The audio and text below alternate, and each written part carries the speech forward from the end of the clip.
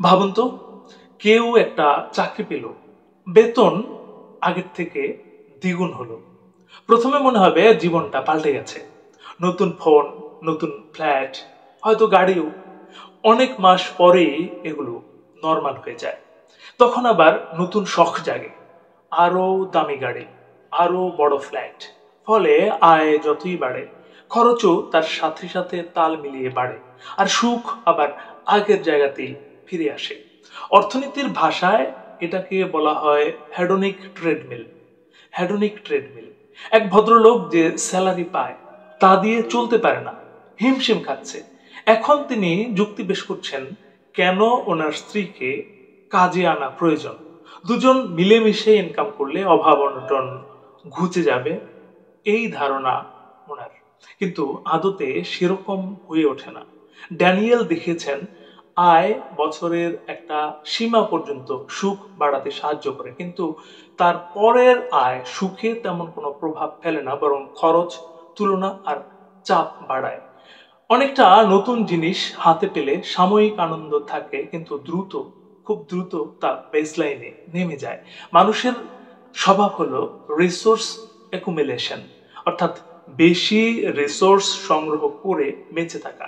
এজন্য মানুষ সবসময় আরো চায়, আরো চায়। কিন্তু এই প্রবণতা সীমাহীন, যত পাওয়া যায় ততই আরো চাই।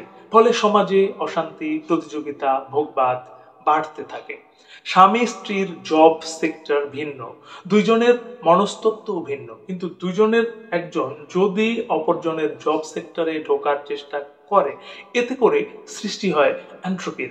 মানুষের পরিবার গঠন আসলে ইভ্যালুশনারি স্ট্র্যাটেজি, যাতে নারী পুরুষ নির্দিষ্ট ভূমিকা নিয়ে কাজ করে। নারী সন্তান ধারণ ও প্রতিপালনে বেশি সক্ষম, আর পুরুষ রিসোর্স গ্যাদারিং এ বেশি প্রবণ। সমাজ যখন এই প্রাকৃতিক ভারসাম্য ভেঙে দেয়, তখন পরিবারে ভাঙন, ডিভোর্স, সিদ্ধান্তহীনতা বাড়ে। গবেষণায় দেখা গেছে যখন নারী দ্বিগুণ চাপ, অর্থাৎ বাইরের কাজ ঘরের কাজ একসাথে করে, তখন স্ট্রেস, ইনফার্টিলিটি, ডিপ্রেশন মারাত্মকভাবে বেড়ে যায়। অতি ব্যস্ততার কারণে নারীর দেহই ক্ষতিগ্রস্ত হচ্ছে। পুরুষের চেয়ে স্ট্রেসে থাকা একজন নারীর শারীরিক ক্ষতি বেশি হয়, মানসিক অসুখও বেশি হয়। আবার দ্বিগুণ ইনকামের পরিবারে অনেক সময় প্যারাডক্স দেখা যায়, অর্থ বেশি কিন্তু স্যাটিসফ্যাকশন কম, কারণ দুইজনই ব্যস্ত, সন্তান অবহেলিত, সম্পর্ক দুর্বল। যেসব দেশে ব্যাপকভাবে নারী কর্মশক্তি কাজে নামিয়েছে, সেখানে আজ পরিবার ভিত্তিক সংকট সবচেয়ে তীব্র, যেমন সিঙ্গেল প্যারেন্ট ফ্যামিলি, অবিবাহিত জীবন, ডিভোর্স রেট, সন্তান জন্মের হার কমে যাওয়া ইত্যাদি। বাংলাদেশেও দেখা গেছে যেসব মধ্যবিত্ত পরিবারের স্ত্রী বাইরে কাজ করে, সেখানে কনফ্লিক্ট ও ভ্যালুস ক্রাইসিস অনেক বেড়ে যাচ্ছে। অনেকে প্রশ্ন করে বা অবাক হয়, হুজুরের বেতন এত কম, তাও ওনারা দিব্যি চলে যাচ্ছেন। অনেকের অনেকগুলো বাচ্চা কাচ্চা, তাও সুখে শান্তিতে চলছে। স্বামী স্ত্রীর মধ্যে বিশাল বড় রকমের ঝামেলা হয় না, ডিভোর্স রেট তুলনামূলকভাবে অনেক কম। কিন্তু কিভাবে?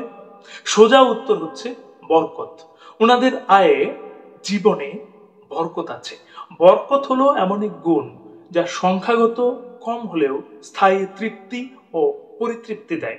যদি তোমরা আল্লাহ ভীরু হও, তবে আল্লাহ তোমাদের জন্য এমন রাস্তা খুলে দেবেন যেখান থেকে তোমরা ধারণাও করতে পারবে না। সূরা তালাক আয়াত 2 ও 3। ইসলামী কালচার দেখলে দেখা যায়, স্ত্রী ঘরে থাকলে, পর্দা রক্ষা করলে, স্বামী যদি কষ্ট করেও হালাল উপার্জন করে, সেই উপার্জনে বরকত অনেক হয়। ফলে অল্প টাকায়ও কাজ, সংসার চলে যায়।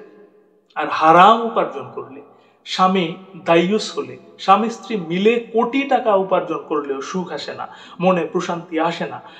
বারে বারে মনে হবে কি যেন নেই জীবনে, এইটা দরকার, ওইটা দরকার। আর এই করতে করতে আফসোস, গ্লানিতে জীবন চলে যাবে। স্বামী যদি অভাব দূর করার অজুহাতে স্ত্রীকে এই পরিবেশে ঠেলে দেয়, তবে সে মূলত নিজের দায় এড়িয়ে যাচ্ছে। স্ত্রীকেও ইনকাম করতে দিলে সংসারে অভাব অনটন ঘুচে যাবে, সুখ সমৃদ্ধি আসবে। এটা আসলে আধুনিক ভোগবাদী দৃষ্টিভঙ্গি। ইসলাম বলে বরকতই ভালো, বরকতই হলো প্রকৃত সমাধান। স্ত্রীকে রক্ষা করা, তাকে ঘরে সম্মান দেওয়া, নিজের দায়িত্ব কাঁধে নেওয়া, এটাই স্বামী সুলভ মহত্ব। বিজ্ঞানও প্রমাণ করে নারী পুরুষের প্রাকৃতিক ভূমিকা অস্বীকার করলে পরিবার ও সমাজে অশান্তি বাড়ে।